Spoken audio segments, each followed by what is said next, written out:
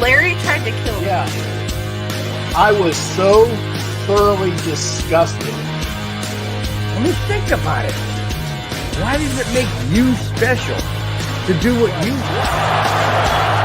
Packers jumping around. They rush 4. Plenty of time for John. Now squeezes, steps up in the pocket. Elway can run inside the 10. Head first. He dives off the 5-yard line. My goodness.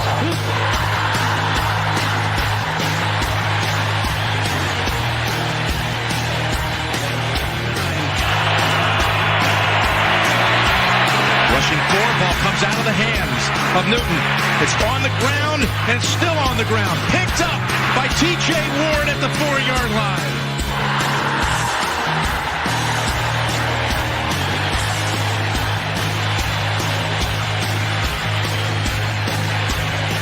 There's also Brian Clady and Bob Miller. Third and long 3. Going deep. Oh, and he's got Thomas. Goodbye. Touchdown.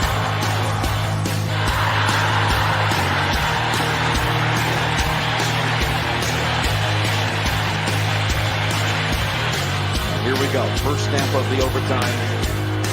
The Broncos have been in 3 overtime games this year. They won them all. Got him at the 40. It's Thomas at the 50. Stiff arm got him free to the 30. To the 20. Thomas to the 10. Denver's going on to New England. They win it on the first play of overtime.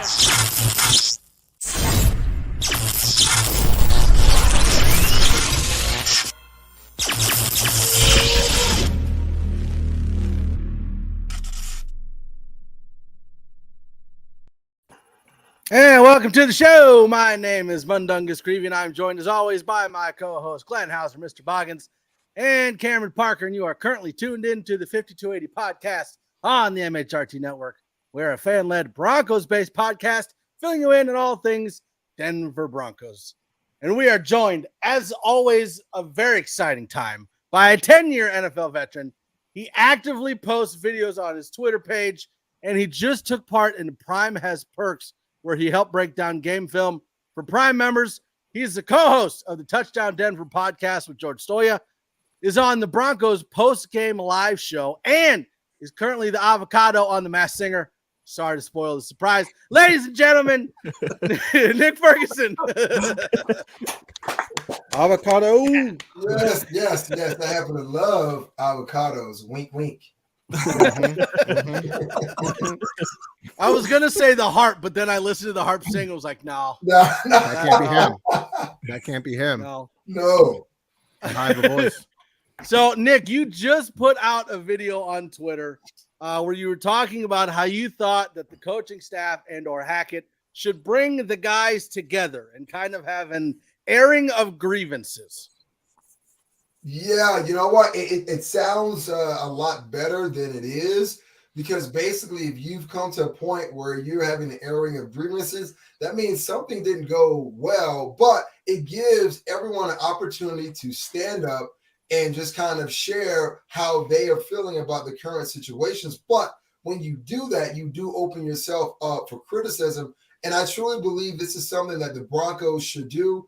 It's happened with teams I've been on in the past. And I know usually when teams are in the rut, they have these players only meeting. To me, I don't like the players only meeting, because to me, you're missing half of the part of the group that is just responsible and as important, and that being the coaching staff. So to have everyone in the room go through every single play, call people out, let's call it what it is, hold people accountable, to me, now that's going to change a lot of things. And as though I said in my video, I've done this with several coaches. The worst was with Bill Parcells, and that one just kind of leaves you just kind of scared out of your mind.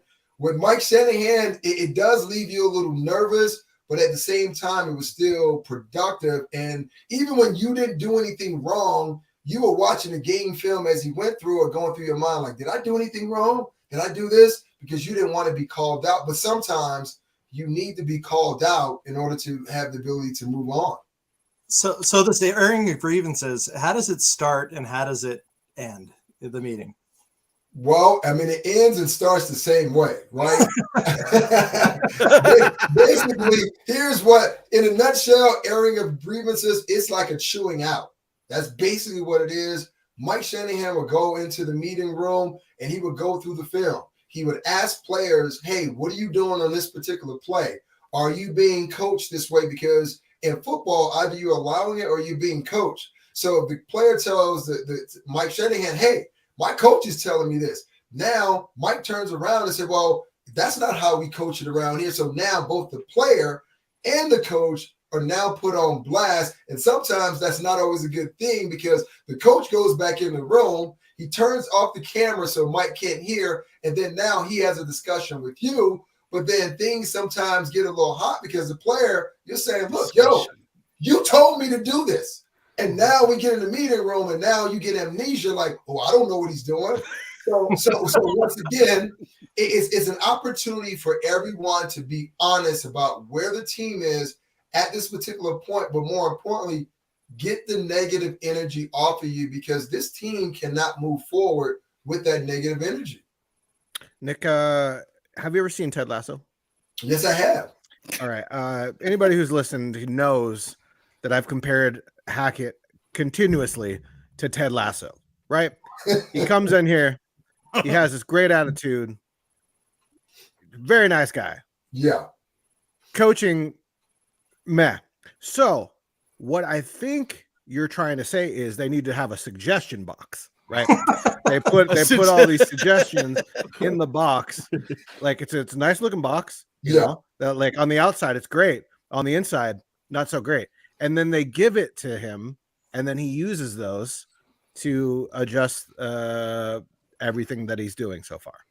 Well, you know what? That's one approach, but for me, that's you're beating around the bush.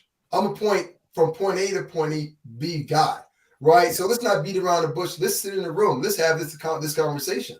And like I said in my video, what happens is players are going to get thrown under the bus. We know that's going to happen. But what also happens too, coaches get thrown under the bus as well. Now, when you go in and you have this meeting or this airing of grievances, hey, leave your sensitivity at the door. Check it at the door because everyone's going to get called out. Once we get to the end of the meeting, it's kind of the same thing. After we discuss what's in the room, you don't go and tell the media. You don't even go tell your girlfriend. So there's no pillow talking, right? So the idea is that the only way that this team can actually kind of move along and just kind of trying to turn some of their troubles into victories is that they got to take a hard look at themselves. Not just, let me back up for a second. I'm going to tell you guys two things that are very easy to do in life. One is to quit. Takes no effort at all. The other thing is to point fingers at someone else. Oh, it's his fault. Oh, it's his fault. Okay, fine. But what did you do wrong? How can you make this team better? This is why when you start pointing the fingers and talking about someone else, you got to be prepared because they're going to come back at you. You know, you were talking about, you know, the basically some of these, you know, player-led meetings are even beyond that. Like, how regularly would you do that? Because obviously, you know, accountability is such a powerful deal.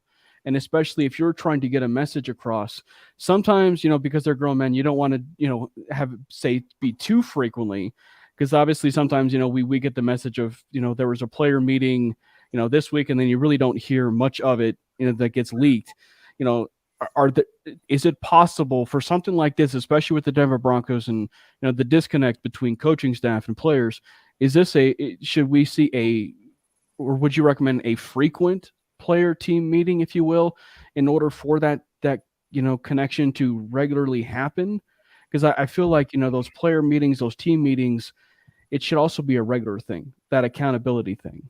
Well, accountability is always there, but you don't want to be in a position where in the long season you're constantly having these team meetings. No, at one point or another, every team in the NFL is going to at least have one.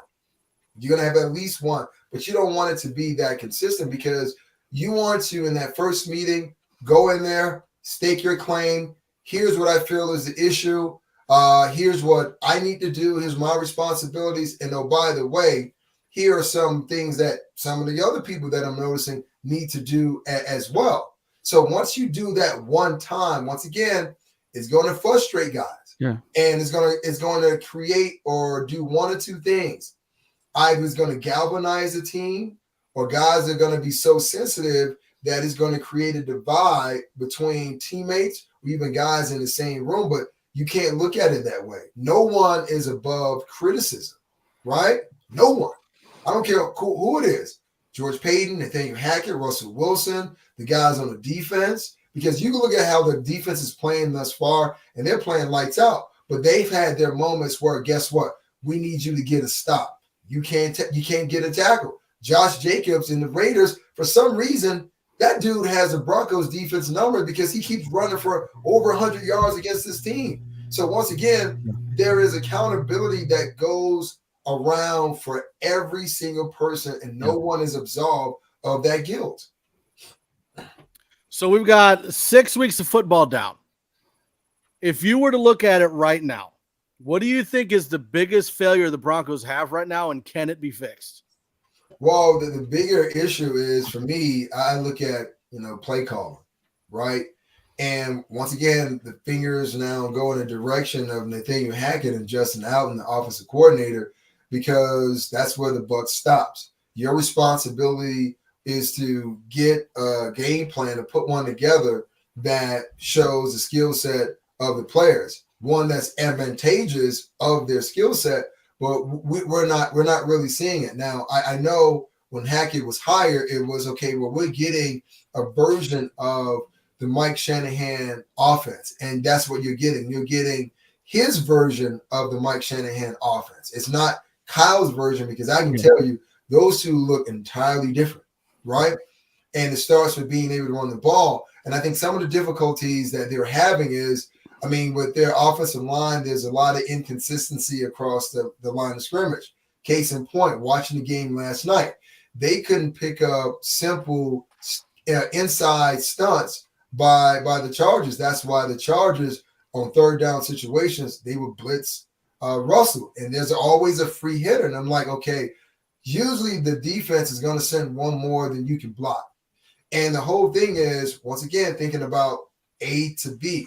We want to force that extra defender to be on the outside, not running straight through the A gap, because he can't step up in the pocket, right? It makes it that much, so difficult. So it is the play calling that I would like to see change. And if I could, for just a quick moment, the reason I say that, if you know that you have issues across your offensive line, and you know that you don't have a multitude of offensive receiving options, you got to get the ball out of your hand quick, right? So that means stick routes, that means slant routes, out routes, things like that. But I'm not really seeing that in this offense thus far.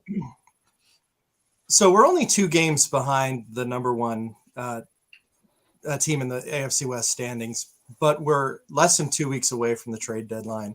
Are there any players that you see the Broncos moving for picks? Well, if you listen to Twitter, boy, they're like, trade everyone. Yeah. Right. Right. But the biggest one that I'm seeing that people are kind of rooting for is Melvin Gordon, according to his own social media, liking certain posts. Mm-hmm. Well, he's kind of advocating for his trade. Now, some are saying, well, let's do an even swap with Melvin Gordon and Cam Akers. I like Cam Akers as a running back. Could he fit into this offense? Maybe, maybe not, because once again, we don't even know the identity of this offense. But I know from Melvin's standpoint, just like when he was with the Chargers, when things go sour, you want out. And based on what we saw last night, things took a turn for the worse for Melvin, because Latavius Murray was only here 14 days. And he received more touches than Melvin. I think Melvin only had like 3 touches for maybe 8 yards, and his longest was like 4 yards, right? Mm-hmm. So, the worst part, man, TV, man, is so bad, because they kept the camera on him moments throughout the game. And I'm like, why are you doing it? You know the guy wants to be out there, and you keep showing him, and everyone's like, he's pouting. You got darn right he should pout. Mm-hmm. Each one of us would pout too. When you want something so much and you feel as though maybe you might have blown that opportunity, right? And then you're not getting those touches, those carries. Yeah, you should be upset. That's how I know he cares. Yeah, it's very visible that everybody is upset. You saw him in the post interview with, I don't remember who it was on the side. It wasn't in the main presser, but they were asking about him not getting time, and he was visibly upset. He didn't know why. He had no reason. They asked him if he was healthy. He was completely healthy. It's a very interesting situation. That's kind of, you're wondering if there's more to this story. Right. But you have Justin Simmons, who's visibly upset. Even Russ, the champion of Let's Ride Broncos country. No more.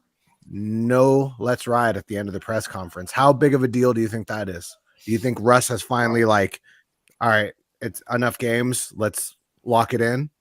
No, you know what? Here's what I think was happening with that. Russ was being criticized and called him, being smug for, saying let's ride after the Colts game. It wasn't real boisterous, but you still could hear him say it.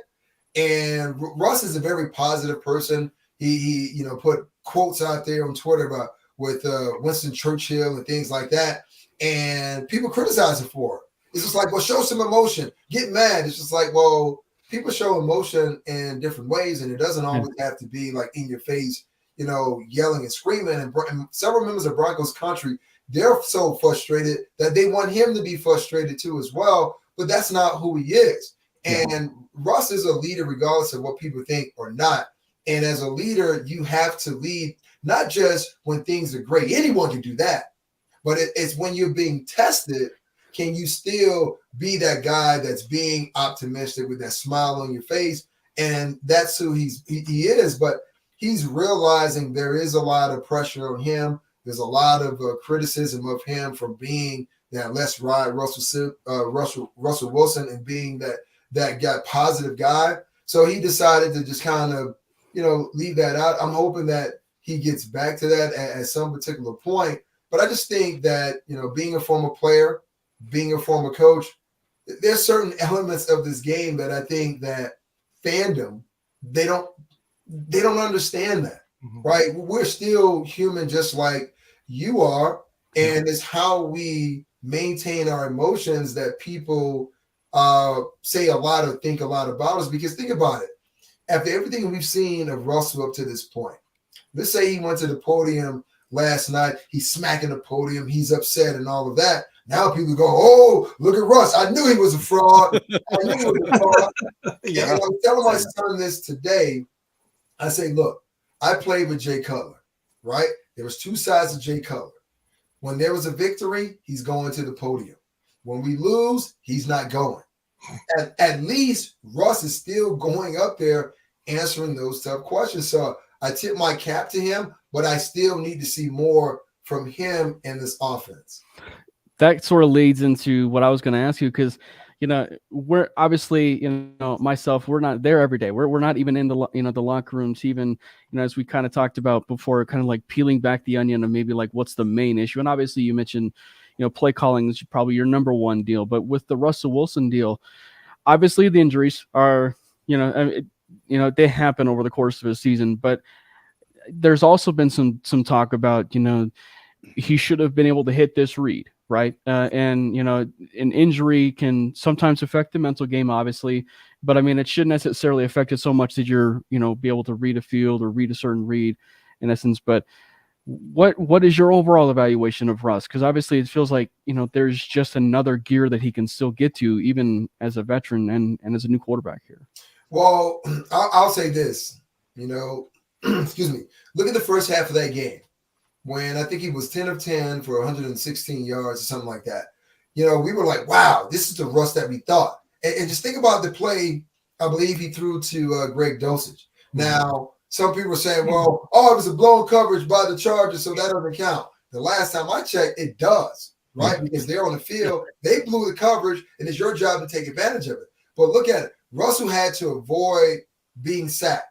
He moves to his right, and he's able to throw an accurate pass to Greg Dosage on the move, and he scores. To me, that's the expectation of what we thought this offense was going to be, and then it just kind of sputtered out. So once again, when we look at where this team is, and where the improvements are, once again, we get so excited when we see glimpses of it and we want more of it. And then we don't get it, then it only compounds our level of frustration. But looking at Russ has not forgotten how to play this game.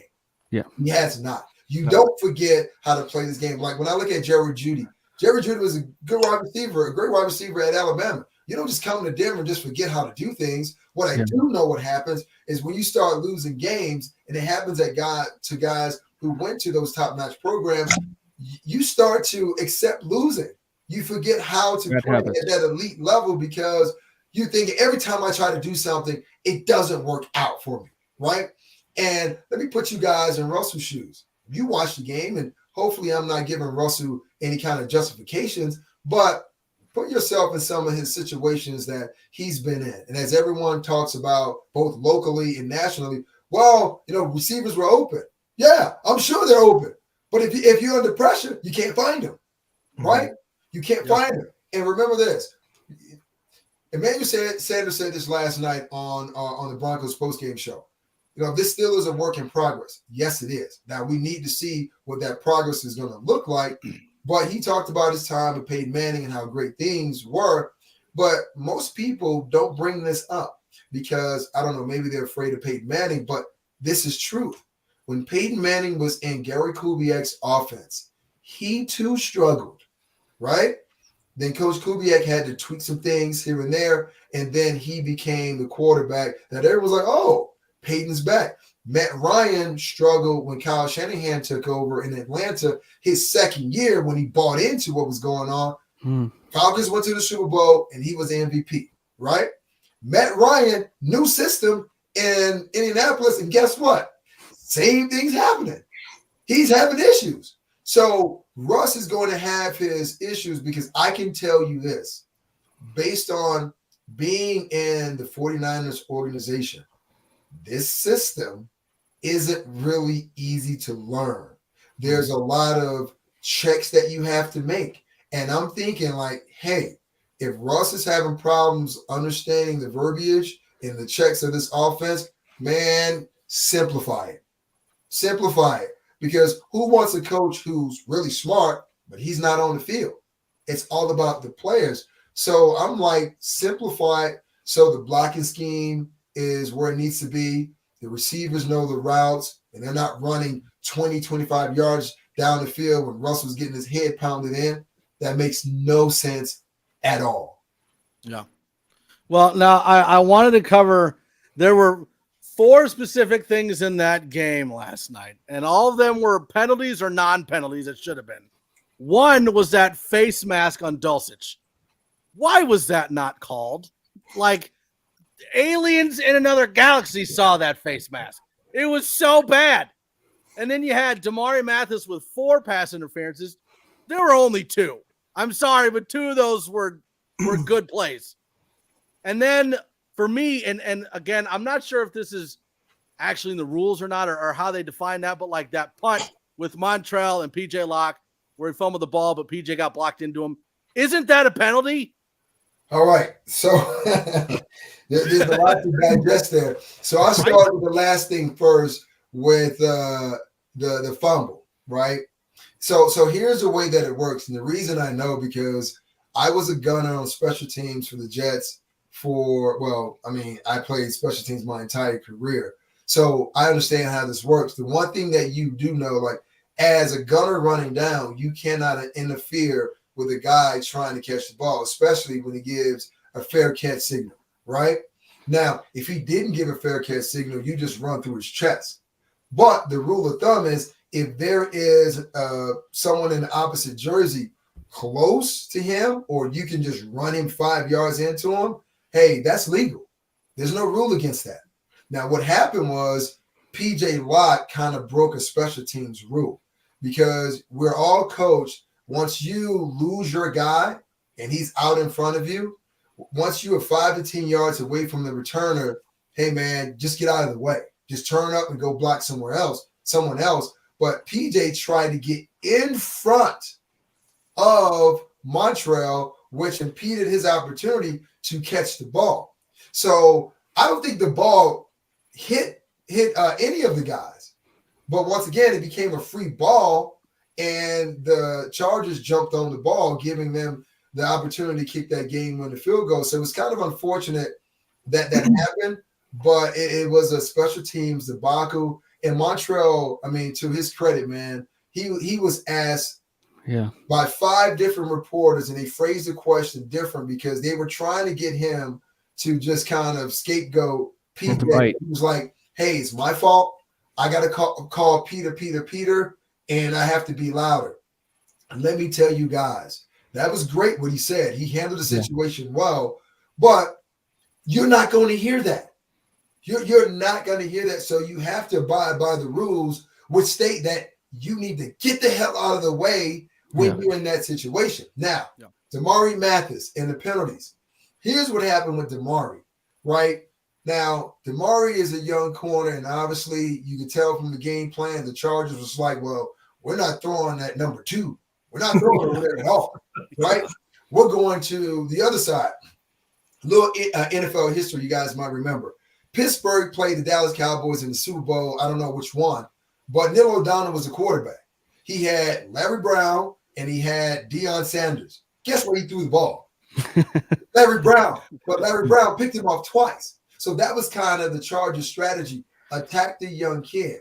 And there were moments where Damari, defended well, he tackled well, but once again, being a young corner and being in certain situations, there was a little panic. And then when you start to panic, you grab. And you talked about, hey, you got 4 penalties and it should have been 2. Here's what happens. Once they see your number and you've already had 2 holding calls, guess what?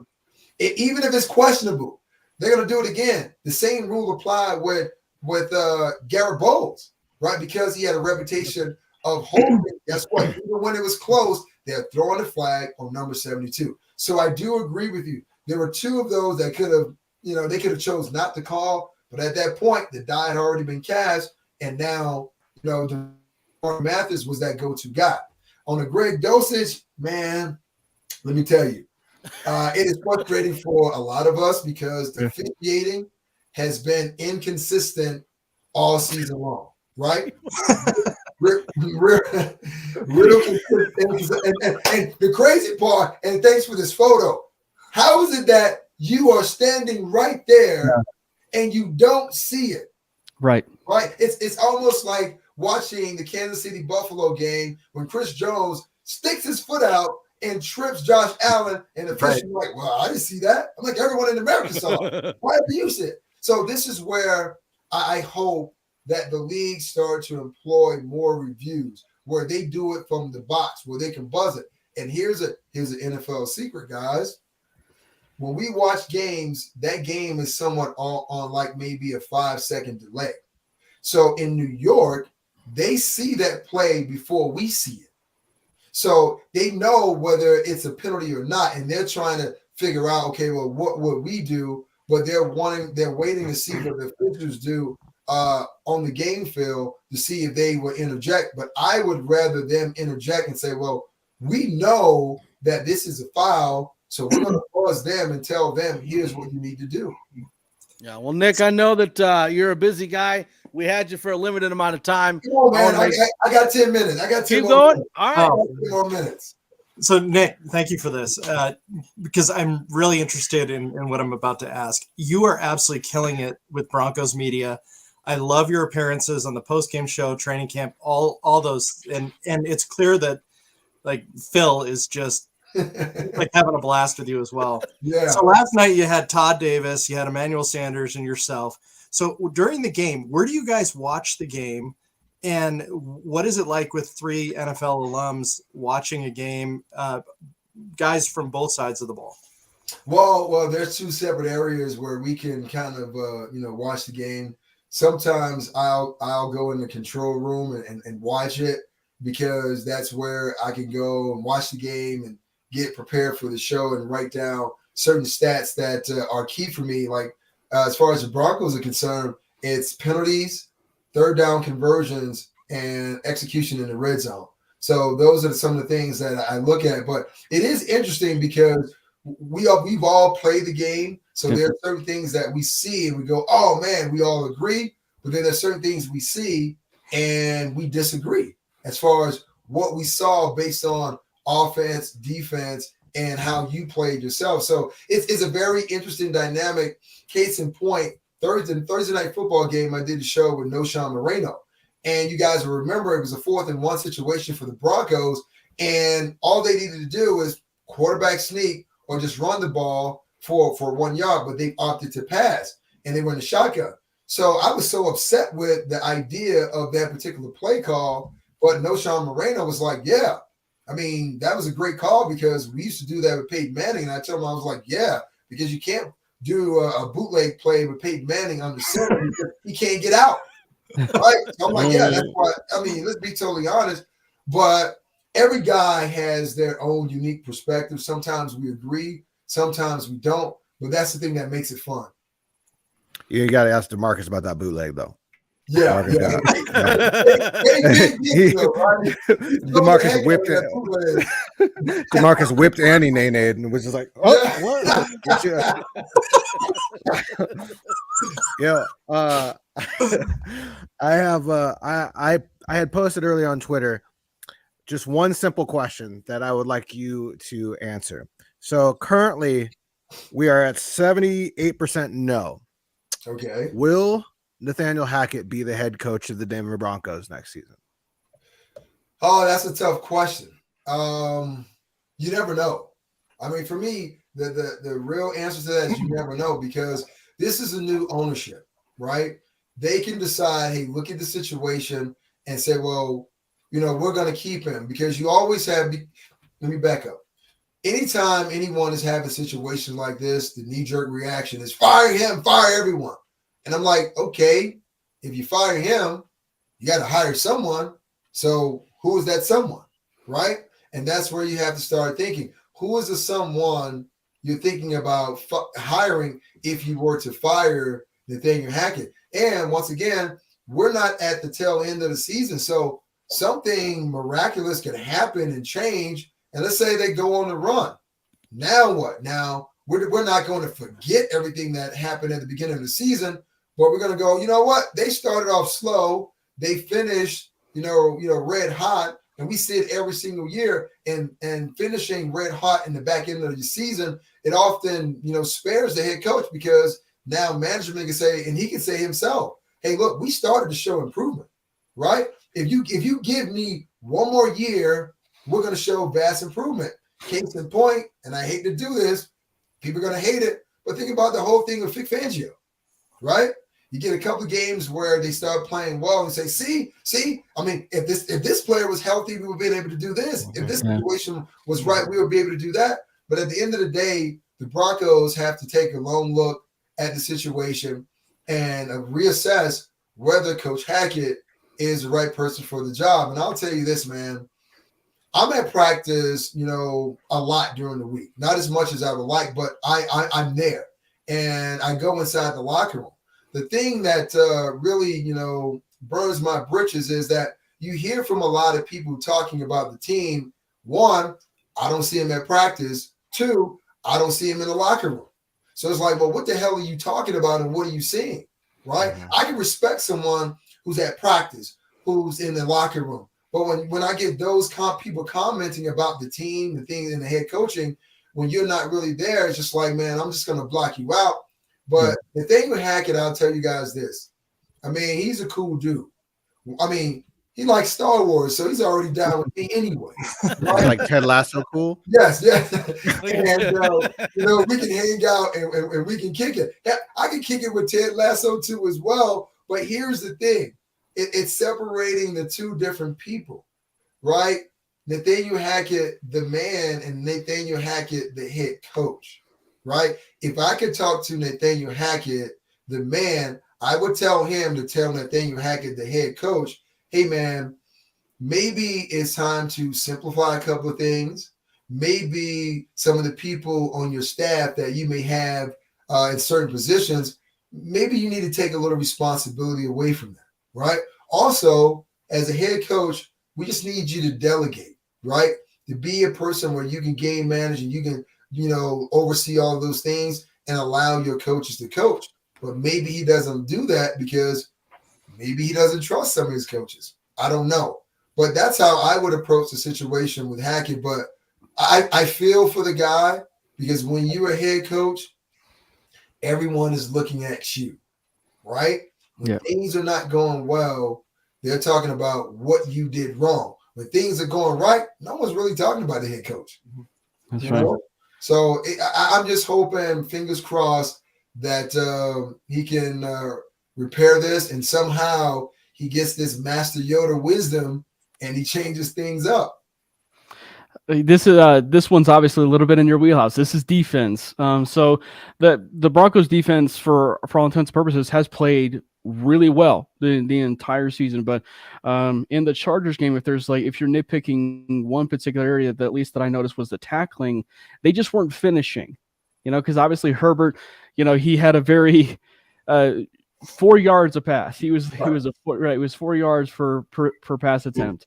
And the Broncos, it seemed like they were more often than not, they were there. They just couldn't finish. So if you were to put yourself into the locker room as a defensive backs coach or even a defensive coordinator, or even in the shoes of Evero, what are you telling these players to finish better in some of the tackling? Well, the word that we use is you have to strain, man. I mean, you have to strain for 4 quarters. They're going to make some plays. We have to find ways to offset that, but making some plays on our own. And I know that that's easy to say, but it's hard to do. But we have to find ways to make plays because the idea is that the good teams find a way to win those tough games. And that's someone coming up making a play. And to be totally honest, I mean, the defense did give the Broncos an opportunity to win that game when Baron Browning dropped back in coverage. K'Wan Williams tipped the ball. It went right in his arms. He fumbled it, but he was able to recover his own fumble. They set the Broncos up perfectly. They were on the 30-yard line, right? And then it's 3 and out. You kick a field goal. You cannot win games in the NFL and kick field goals. It's impossible. You may be able to do that and get away with it a couple of games here and there, but you can't because the pressure is now being placed on the defense. They have to score. They have to create turnovers, and creating turnovers are not as easy as most people like to say. Hey, man, they need to go out there and create turnovers. And I'm like, well, do you realize it is not that easy? You try to put yourself in position to steal a pass and anticipate it. But guess what? Now the guy runs a double move on you, right? So you have to make plays when they are presented to you. But for me, I'll tell you this part, as a defender and as a coach, I get upset when guys miss tackles, right? I know you're playing against other elite talent, and sometimes guys kind of, they're shifty. They give you the business and they make a nice move and they get away from you. That's fine. That's going to happen because I still know guys who are talking about not being able to tackle Barry Sanders, and I couldn't imagine being in that position. So the idea is when you're in a position to make a tackle, take the proper angle. And I'll tell you this, there are a lot of teams that don't even practice tackling.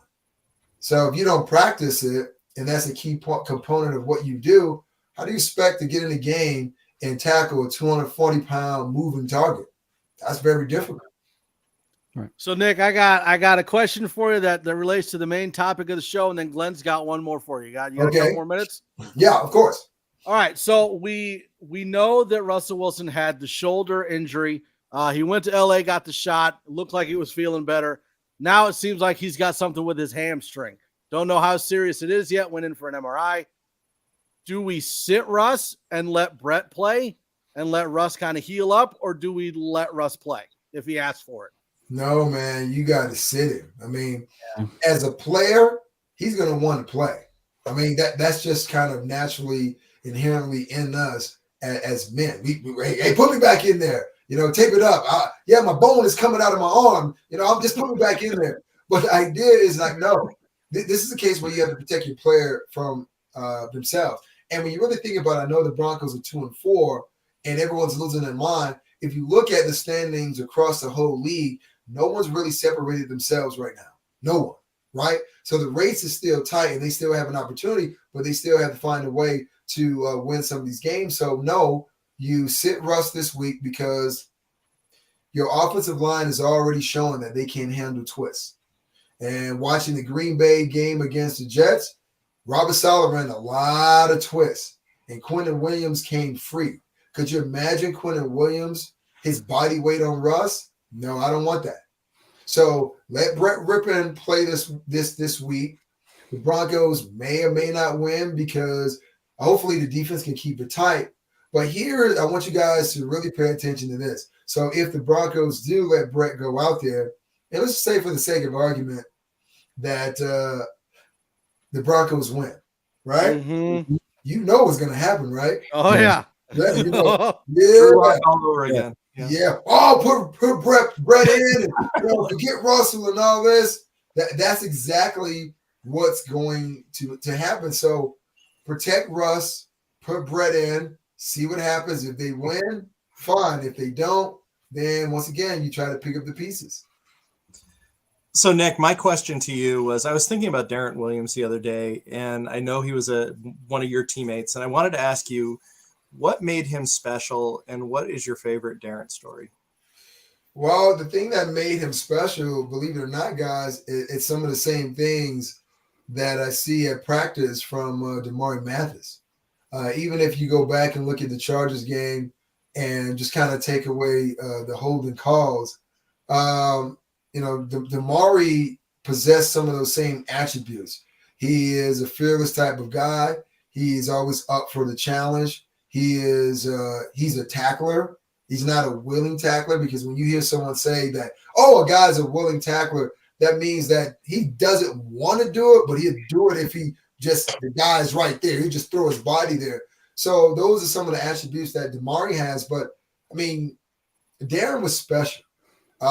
He was a short guy in stature, so he was always told all his life about what was impossible. And if you, no matter tall or whatever you are, if someone is constantly telling you what's not possible, it's gonna piss you off. So that dude always walked around with a chip on his shoulder. I mean, they would play checkers and dominoes in the locker room, both he and Ian Gold, but he took it serious. Right. I'm just like, man, this is not life or death. But it was one of those types of things, because he was a scrappy player, and he always had to fight for everything that he got. And trust me, I mean, I gravitated towards him because, my career was the same way, the way that people thought about me. So I understand that kind of ideology and how he played. And a quick story about Darren that really says a lot about who he is.